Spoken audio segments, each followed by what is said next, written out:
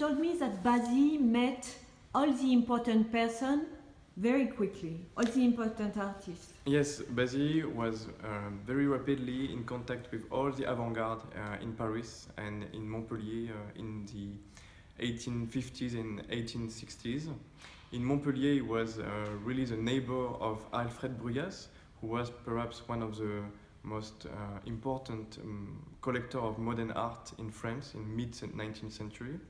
So he had seen a lot of painting by Courbet or Delacroix when he was in Montpellier. And then when he arrived in Paris, some of his relatives were close friends of important artists like Edouard Manet.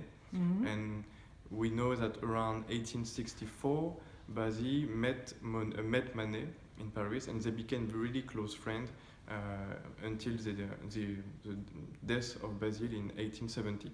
And Monet was the first master. Monet was perhaps the first master of Bazille.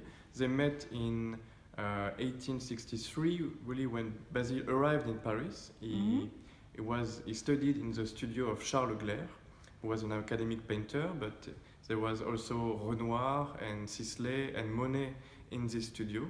So they met and they quickly began to form a sort of group of young modern painters.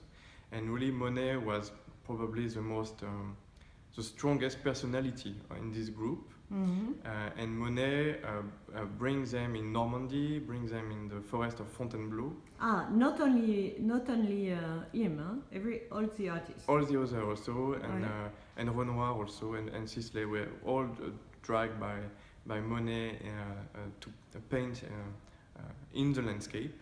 So Bazille was really influenced by this new way to paint and to see nature, the one of Monet. But on the other side, he has also a very strong admiration for Manet, and especially he liked the way Manet tried to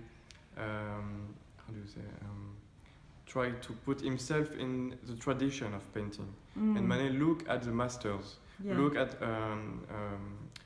Spanish painting, Renaissance painting.